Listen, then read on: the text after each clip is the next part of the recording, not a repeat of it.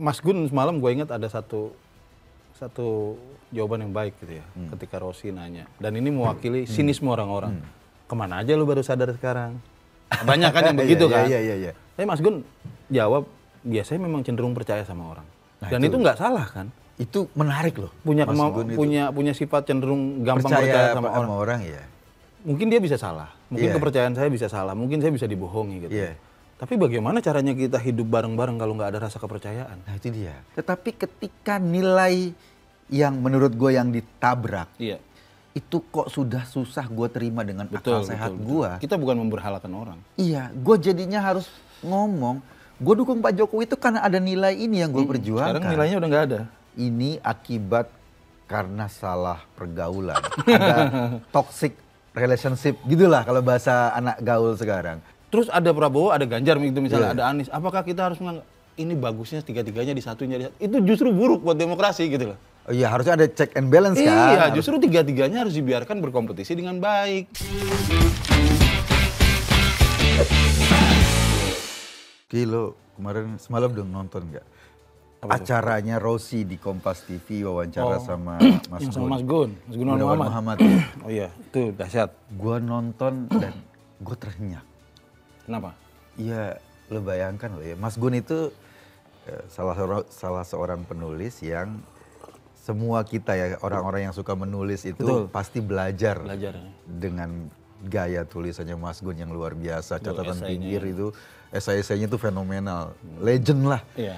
Sangat reflektif lah. Iya, reflektif, legend, puisinya juga pengetahuan dan sastra yang jurnalis itu kan luar biasa sekali. Dan Mas Gun bukan orang yang kayaknya ini baru pertama gue lihat dia tampil di Wawancarai TV. Lu pernah nonton nggak?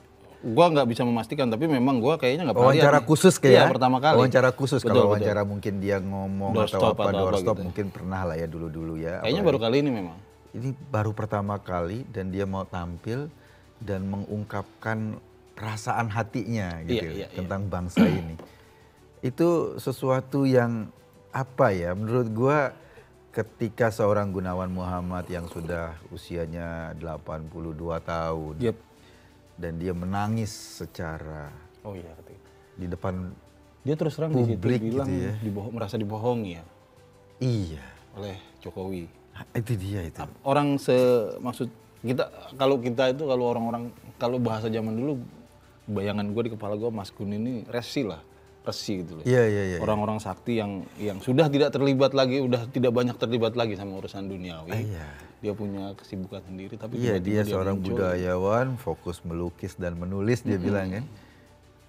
Tiba-tiba sekarang dia terlibat lagi. Oke, buat lu apa yang istimewa Mas sama penampilan Mas Gun semalam? Selain yang tadi kita sebut. Iya, gue ngerasa bahwa di pikiran para senior-senior itu orang-orang yang menjaga gawang menjaga gawang kehidupan berbangsa lah ya. Ada yang sedang terjadi dan tidak beres di Indonesia saat ini. Ada problem serius sehingga kemudian yang nggak bisa dilawan dengan keras barangkali, yang nggak bisa ditempuh dengan keras dengan kata-kata hardikan, kata-kata memaki, tetapi ada penggoresan perasaan yang dalam sehingga ujungnya itu menangis gitu loh. Ya kita kaget juga kan kalau dia sampai begitu, artinya kan. Maksud gue gini lah, kita satu hal Mas Gun nongol di TV itu kita nggak membayangkan. Ini kedua dia nongol dan kemudian ya sangat emosional sampai nangis. Sangat emosional sekali. Dalam pengertian ya dia kayak tidak berdaya gitu loh. Gue udah percaya, gue udah apalagi. Sebetulnya fenomena itu gue ngalamin. Dalam artian pernah sekali waktu ya melihat kasus MK, kondisi kayak gini seperti ini. Gue ditelepon oleh ibu-ibu. Itu dia tuh pendukung Jokowi garis keras, sangat keras dan dia rela untuk berkorban ya, katakanlah pakai uang sendiri, tenaga sendiri, dia nggak tergabung dalam partai politik, tidak tergabung dalam relawan-relawanan itu, bergerak sendiri ke lingkungannya, teman-temannya, ngumpulin orang di lingkungannya, dia bagi-bagi makanan apa, cuma meyakinkan teman-temannya, tetangga-tetangganya, keluarganya untuk kita pilih ini orang baik loh. Ketika mengalami suasana kayak gini, gue sekali waktu tadi baru sekali malam ya, satu malam gue ditelepon dan dia nangis. Iya. Ditelepon. Kita banyak dapat pengakuan orang yang semacam ini. Kayak gitu. Nangis banyak. Dan tapi sekarang kita semuanya itu kayak dihabiskan ketika Mas Gun nongol di TV dan nangis itu. Iya. Itu mewakili perasaan banyak orang. Nah itu dia. Kenapa Mas Gun nangis? Ada satu hal yang menurut gue menarik ya dari statement dia ya. Kan selama ini nih kita nih berbangsa, kita hidup bernegara dan kita lihat carut-marut politik. Tapi kita percaya bahwa Indonesia ini kan tetap saja kan kita butuh politik. Betul. Butuh politisi-politisi. Dan orang-orang ini yang kita berharap dia bisa menghela perjalanan bangsa ini ke depan. Tapi kan realita menunjukkan hampir semua katakanlah dunia politik ini dunia bangsat gitu loh. Iya, susah sekali kita mencari orang yang bisa dipercaya gitu. Iya. Kita butuh, tapi kita tahu juga ini dunia bangsat. Iya.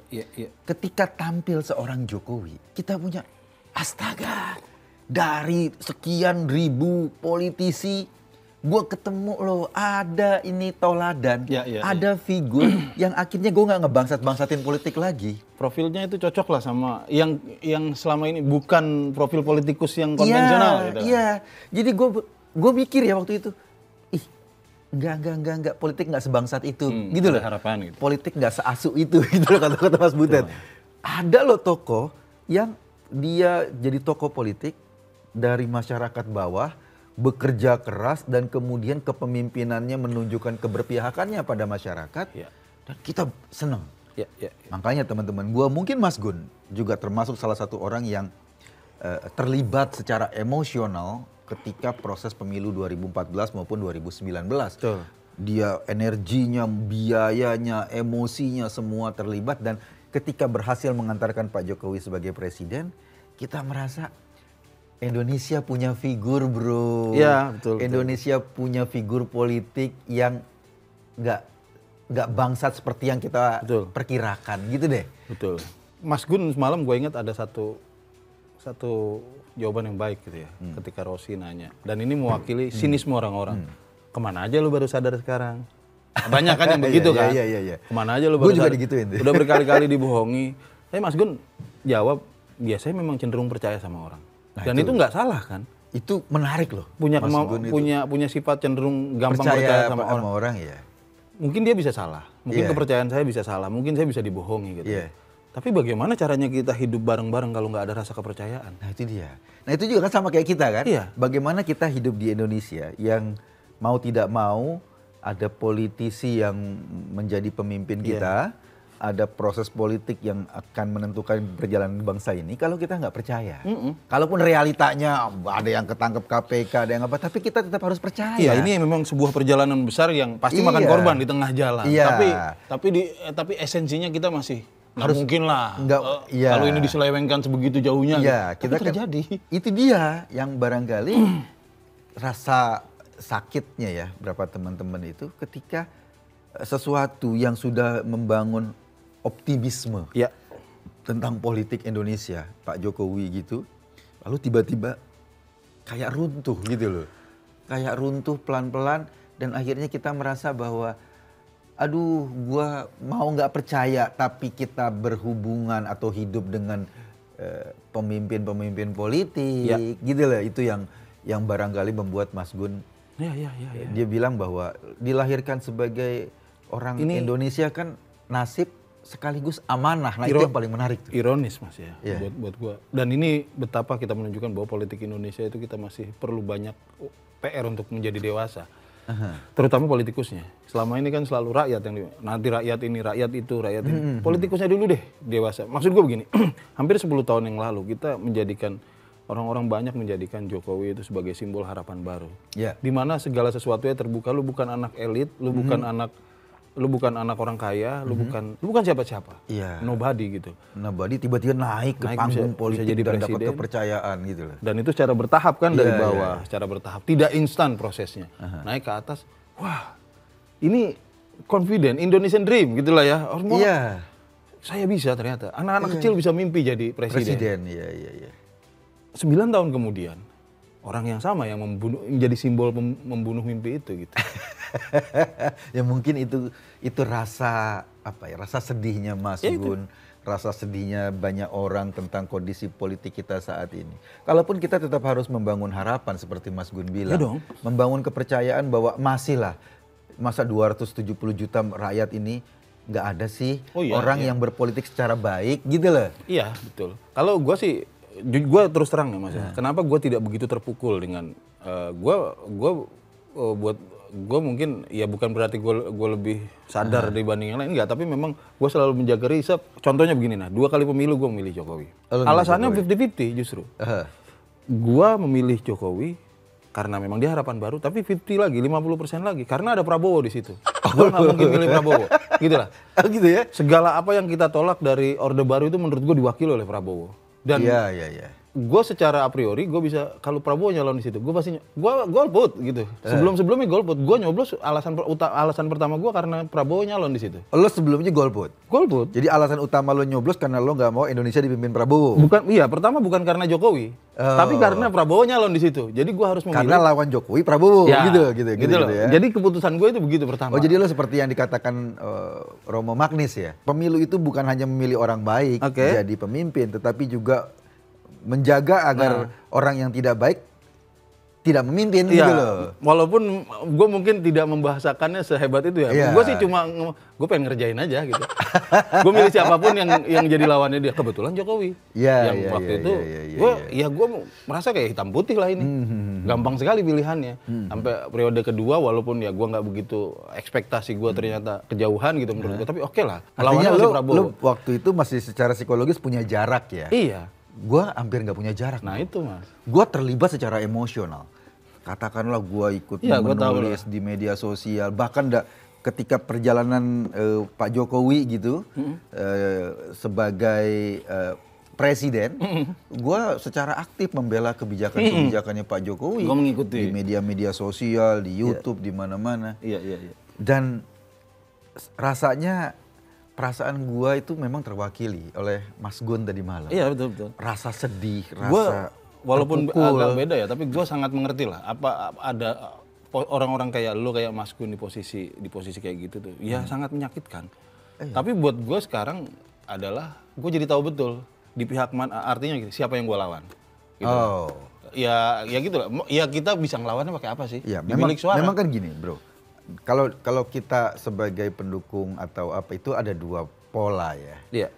Ada orang yang mendukung seseorang tuh karena nilai. Betul. Lo misalnya, gue nggak mau sama Prabowo karena nilai yang lo anut. Dulu kita hancurkan rejim Orde Baru tuh karena kekacauannya. Dan itu diwakili oleh Prabowo semua. Itu diwakili oleh Prabowo gitu loh di mata lo. Riwayatnya apa? Jadi ketika Prabowo tampil, gue nggak akan pilih. Iya. Gue akan pilih orang yang punya rekam jejak yang terlepas lah dari rejim sebelumnya gitu loh. Pak Jokowi itu mungkin nilai. Atau ketika lo pilih Jokowi, lo punya nilai bahwa gue kepingin Indonesia ini demokratis. Gue nggak kepingin Indonesia ini dibawa kekuasaan yang totaliter seperti Orde Baru. Gue nggak kepingin hukum diacak-acak. Itu kan nilai yang lo pegang. Gue berpikir juga begitu.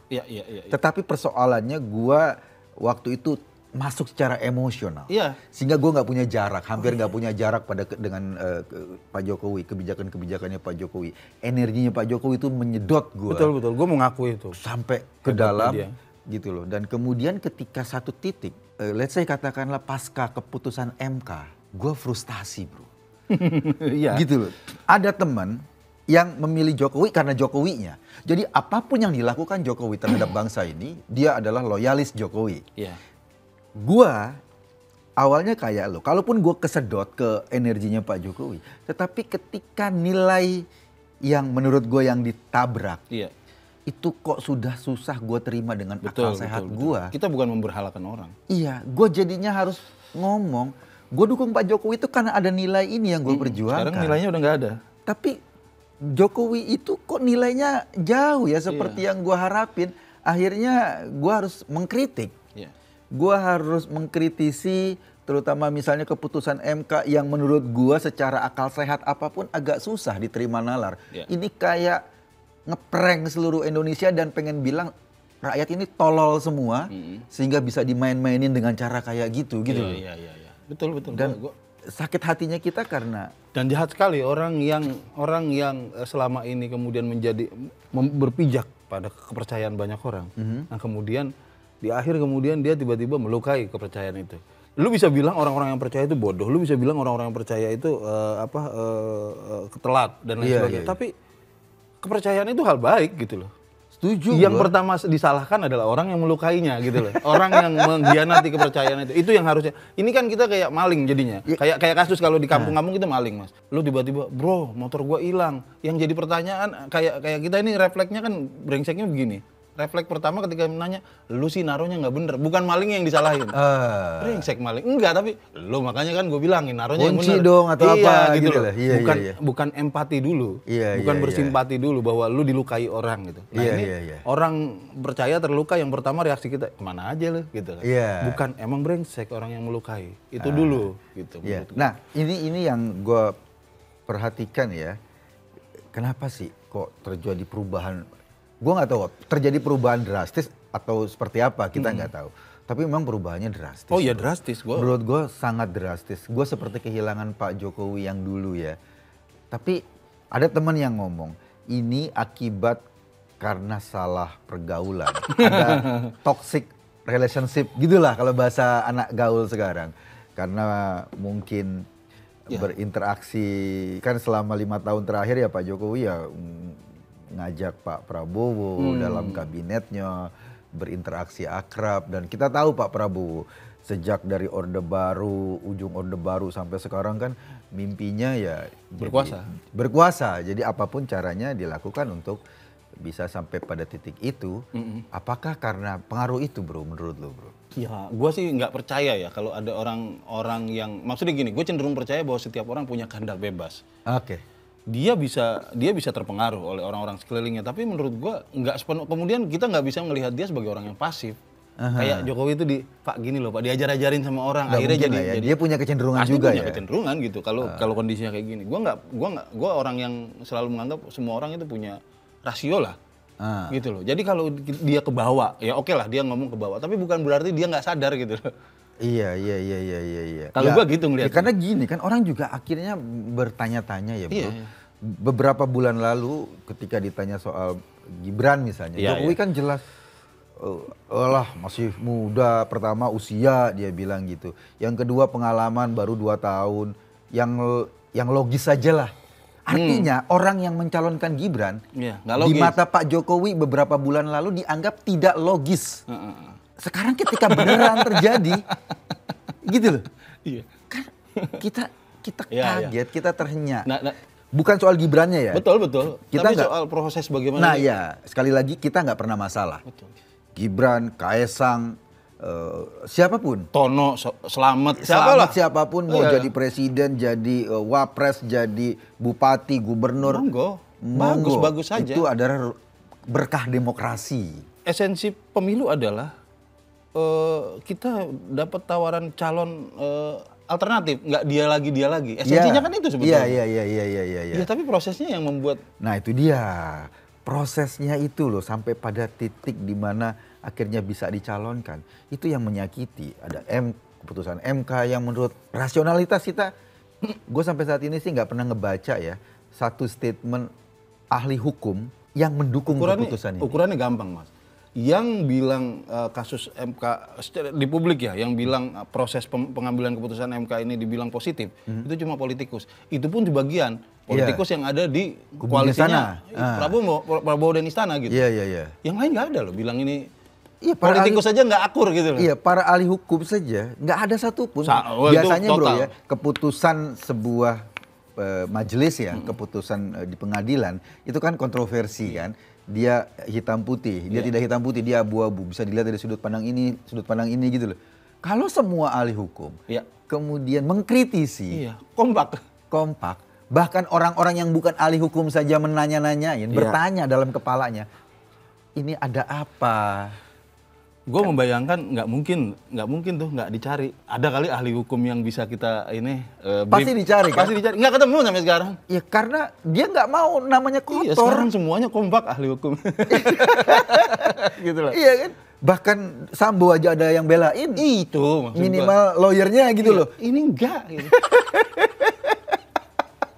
Enggak ada, semuanya kompak gitu loh. Itu dia mengerikan ya. Ini iya. Dan lu bayangin ini ngomongin soal tata negara, terus yang bilang ini prosesnya keliru semua ahli tata negara, sementara yang bilang positif semuanya itu politikus, itu pun satu kolam gitu loh. Dan berpunya kepentingan. Ya, iya. Bukan itu bro, politikus yang punya kepentingan saja.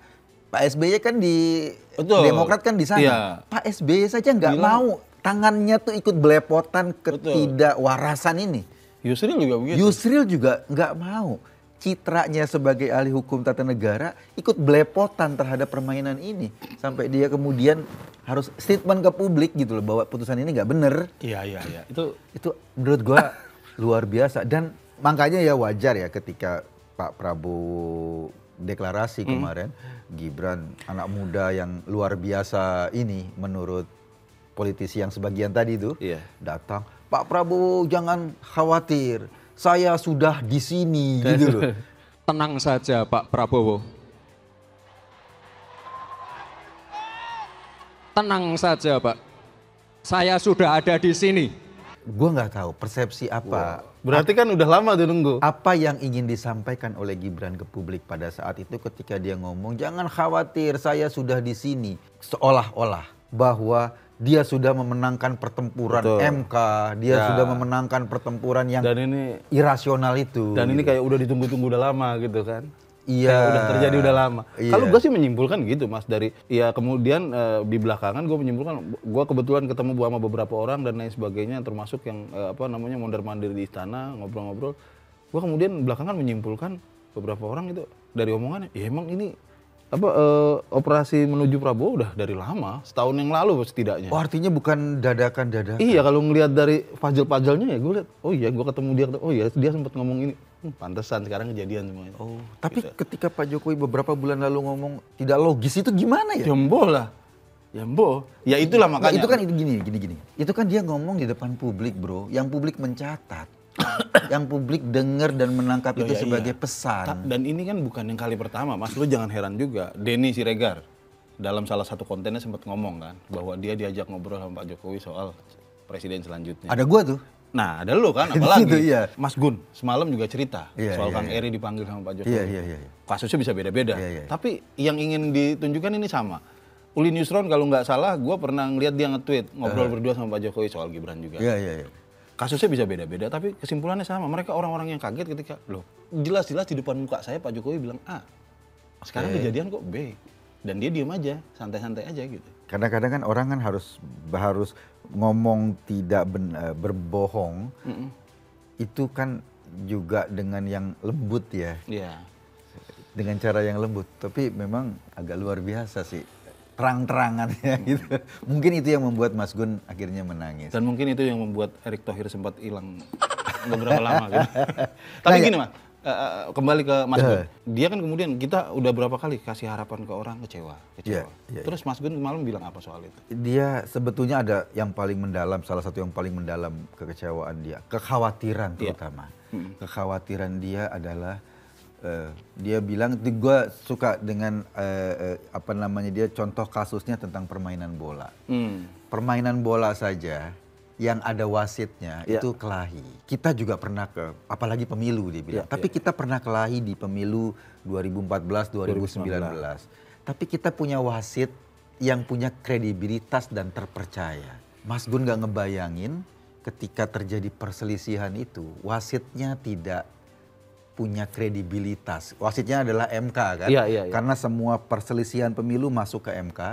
Dan MK-nya sebagai wasit sekarang sedang bermasalah kredibilitasnya. Dan itu buat Mas Gun, menurut gue ya, yang bikin dia paling patah hati. Dia sedih memikirkan gimana bangsa ini ke depan. Ada obat sedikit, MK.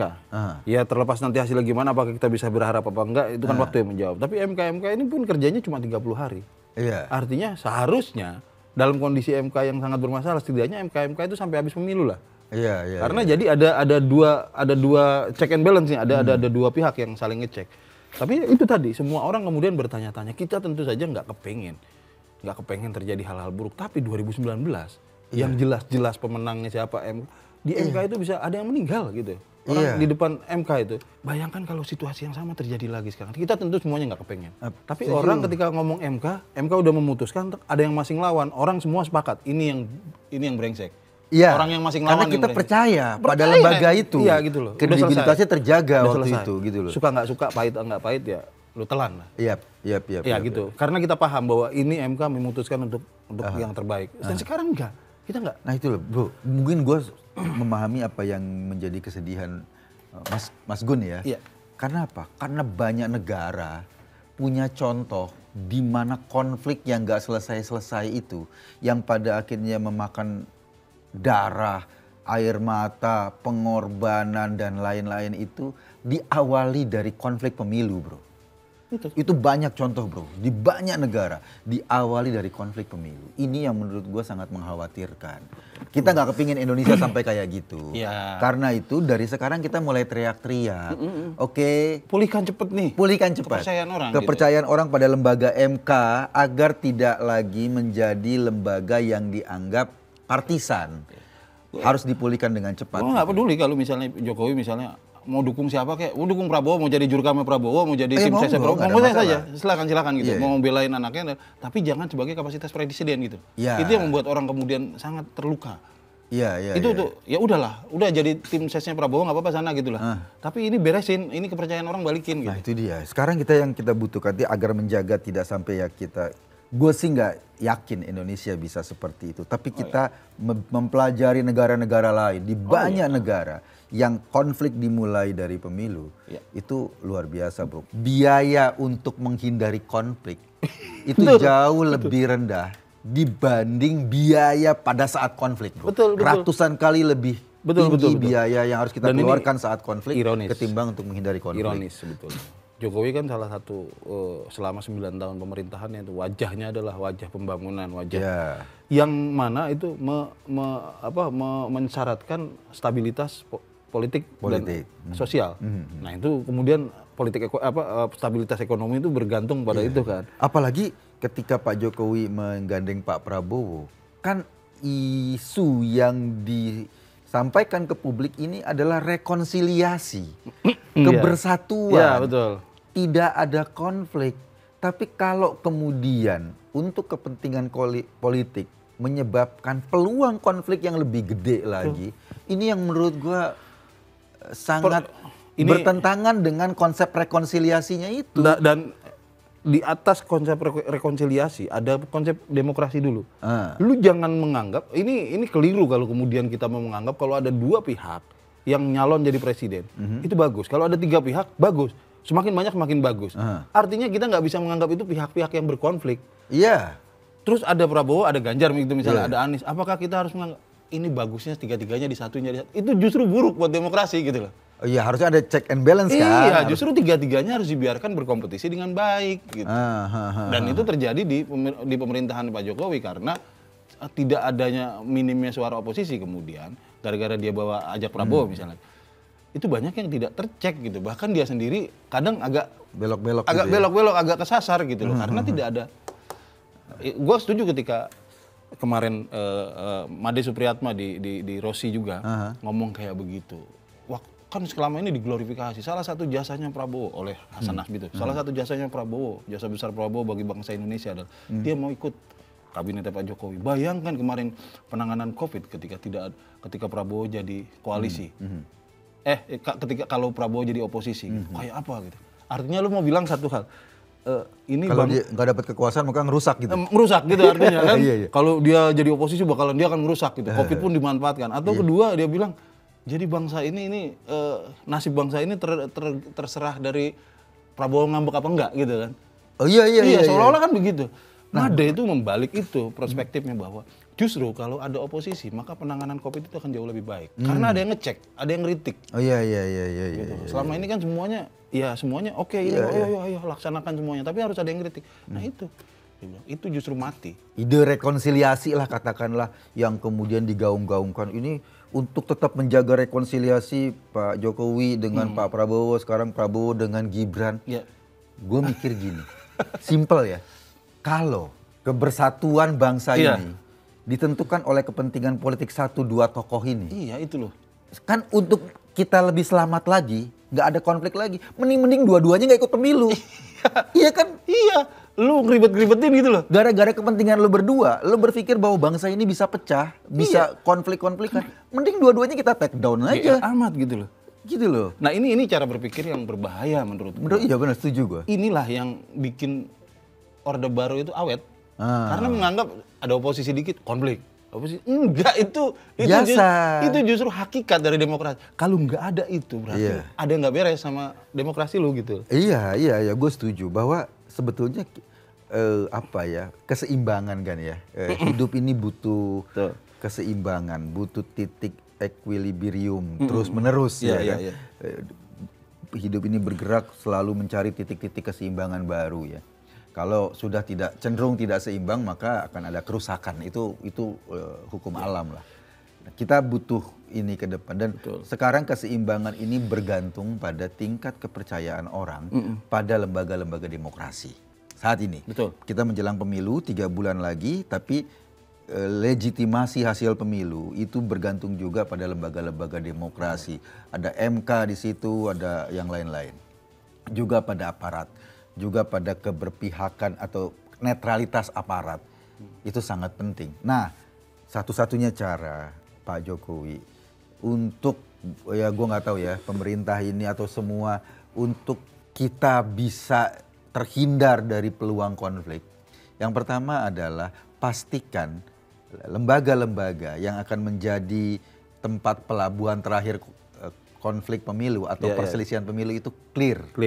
Kredibilitas dan kepercayaannya dibangun lagi, dibersihkan lah. Iya, termasuk pelaksana, polisi apa gitu. Yang kedua, ya benar, jaminan pada seluruh aparat agar mereka tidak menggunakan fasilitas negara untuk memenangkan salah satu pasangan calon atau untuk berpihak. Mengawal salah satu partai gitu misalnya atau apa gitu ya. Itu harus kayak gitu. Kalau enggak beresiko. Dan kalau itu terjadi, jujur saja, bill-nya atau biaya paling besar ya mau nggak mau Pak Jokowi, lo punya biaya terbesar karena dia bertanggung jawab. Suksesnya seorang Jokowi, seorang presiden, bukan cuma sukses pembangunan, tapi sukses juga mengantarkan bangsa ini terjadi pergantian kepemimpinan. Kalau dia nggak bisa mengantarkan bangsa ini melewati pergantian kepemimpinan dengan baik, sesukses apapun, dia nggak sukses. Gitu loh. Mas, sebelum berakhir nih, gue mau nanya beberapa hal sama lu. Mungkin ini juga mewakili pertanyaan atau kadang ceng-cengan banyak orang. Lu selama ini muji-muji Pak Jokowi. Dengan sikap lu kayak sekarang, batal nggak semua pujian lu? Kalau kemarin nggak batal. Gue tetap meyakini pembelaan gue berdasarkan akal sehat gue.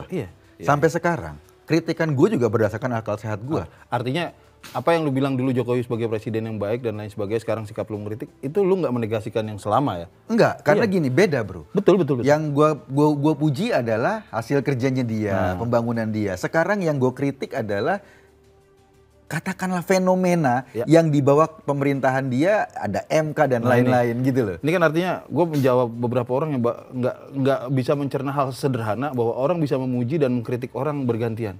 Bisa, karena kebijakannya beda. Biasa aja kan? Iya. Biasa aja. Karena ada orang-orang yang nggak bisa paham tuh hal sesimpel itu. Karena gue kan seperti tadi, gue punya nilai. Makanya ketika gue mendukung Pak Jokowi, gue sampai sekarang bukan pejabat publik, nggak dapat jabatan apa-apa dan nggak dapat fasilitas negara apa-apa.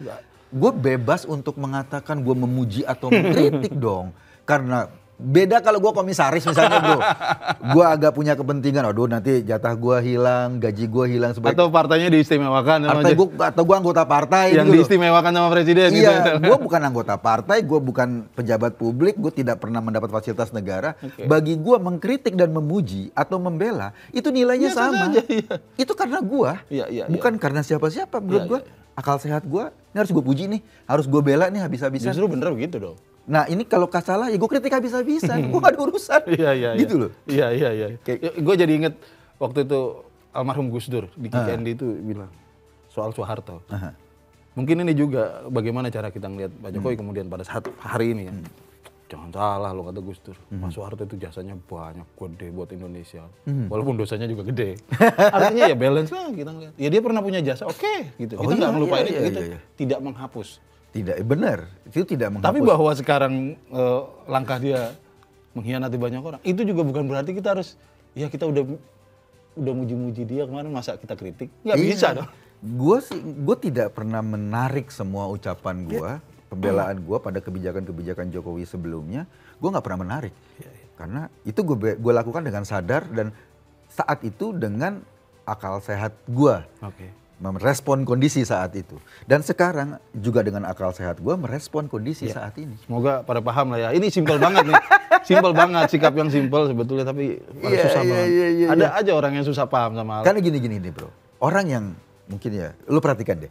Orang-orang yang kemarin melakukan pembelaan dan kemudian sekarang melakukan kritik, kebanyakan, bahkan hampir semua, itu bukan orang-orang yang dapat fasilitas negara.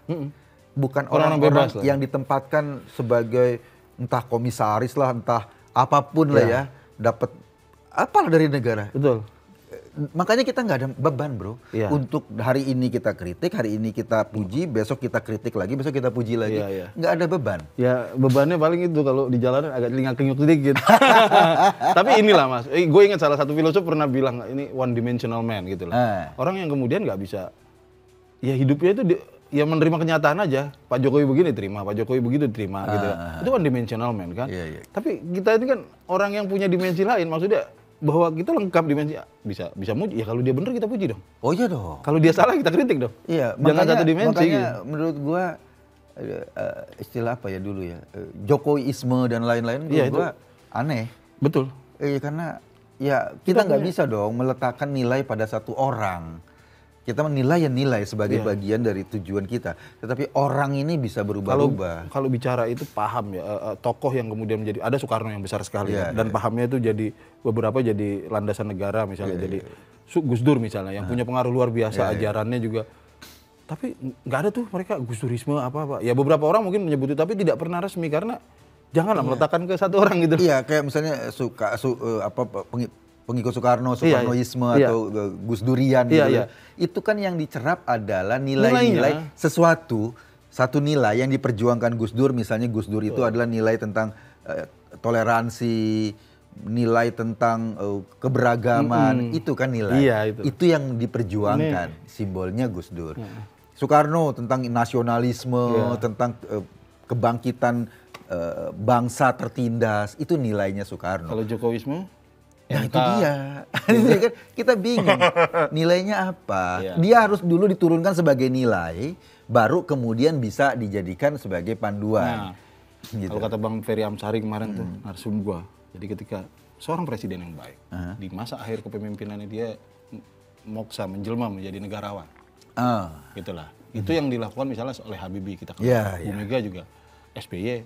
Nah ini yang menarik bro, ini satu hal yang menarik ya. Gua sangat suka pasca Orde Baru, jadi dari Orde Baru ke Reformasi, kan dari Orde Lama ke Orde Baru, pergantian kepemimpinan kita itu dihiasi dengan darah. Banyak sekali orang mati pada saat itu. Rakyat dikorbankan. Dari Orde Baru ke Reformasi juga dihiasi dengan darah, 98. Tetapi pasca itu, setelah Reformasi ke sini, gua hormat sama mantan-mantan presiden. Gus Dur, gitu. Pak Habibie, ketika ditolak oleh MPR laporan pertanggungjawabannya dan dia tidak lagi menjadi presiden, dia mundur dan kemudian hidup layaknya masyarakat biasa. Setelah itu Gus Dur. Mencekam loh Gus Dur itu. Mencekam. Semua orang udah siap, maksudnya gue gini, semua orang udah siap mati demi dia. Sama dia disuruh pulang. Disuruh pulang. Main pulang aja. Karena kata Gus Dur tidak ada jabatan yang pantas dipertahankan dengan darah. Gus Dur santai. Kita gitu. Ya itu. Kemudian Bu Mega tuh seorang presiden yang ini loh, presiden petahana. Waktu itu kompetisinya dengan Pak SBY kan, dan Bu Mega dikalahkan. Dan dia waktu itu dalam posisi yang kesel juga sama SBY karena nggak terbuka kan ketika ditanya. Bu Mega dikalahkan, tetapi setelah Pak SBY, setelah itu nggak ada konflik yang berarti di masyarakat, nggak ada darah yang tumpah. Ya hubungan personal ya masing-masing lah. Dari Pak SBY ke Bu Mega, ke Pak Jokowi, juga sama bro. Tidak ada konflik. Dari setelah itu Pak Jokowi waktu itu berapa kali pemilu, tetapi pemilunya ini karena lawannya Pak Prabowo ada sedikit problem. Tetesan, ya gue nggak tahu ada darah atau enggak, tapi ada problem karena 2 kali pemilu ada ribut-ribut gitu loh. Di Bawaslu ya, ribut-ribut.